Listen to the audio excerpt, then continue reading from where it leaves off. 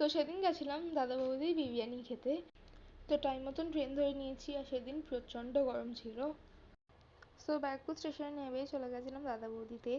আর এখানে আমি first time এসেছি, তো এসেই আগে অর্ডারটা দিয়ে নিয়েছিলাম, কেন কি তারপরে তো অনেক ফটো ভিডিও করতে হবে।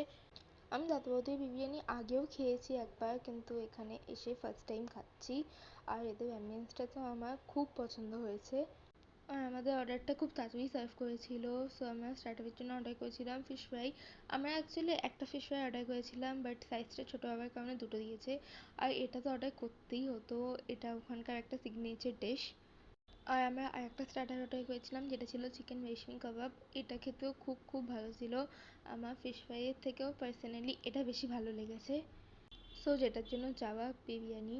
আর বিরিয়ানিটা এত গরম ছিল, মানে হাতই দেওয়া যাচ্ছিল না। সো এখানে আমি অর্ডার করছিলাম একটা মাটন বিরিয়ানি, আর মা অর্ডার করেছিল একটা চিকেন বিরিয়ানি। আর এখানে আমাদের একটা ভুল হয়ে গেছে, আমরা অ্যাকচুয়ালি বুঝতে পারিনি যে কোয়ান্টিটিটা এত দেবে। আর আমাদের দুটো নিয়ে অবভিয়াসলি আমরা খেতে পারিনি বলে একটুকুনি প্যাকও করে নিয়ে এসেছিলাম। আর ওই গ্রিন চাটনি আর স্যালাড দিয়ে বিরিয়ানি খেতে তো হেভি লাগছিলো। তারপর তো খেয়ে দিয়ে চলে গেলাম ট্রেন ধরার জন্য স্টেশনে। কিন্তু ওখানে গিয়ে আমাদের সাথে আরেকটা কাণ্ড হয়ে গেছে। আমরা ঠিক করেছিলাম আমরা দমদম অবধি ট্রেনে যাবো, তারপর দমদম থেকে মেট্রো করে বাড়ি। কিন্তু আমরা ভুল করে উল্টো দিকে ট্রেনে উঠে গেছিলাম, মানে আমরা পলতায় নেমে গেছিলাম। তো তারপরে আবার ট্রেন চেঞ্জ করে বাড়ি গেলাম। তারপর তো আর কোনো ক্লিপস নিইনি। তো বাড়ি আসার সময় থামস আপটা কিনে নিয়েছিলাম। তো ভিডিওটা এই পর্যন্ত, ভালো লাগলে লাইক করো।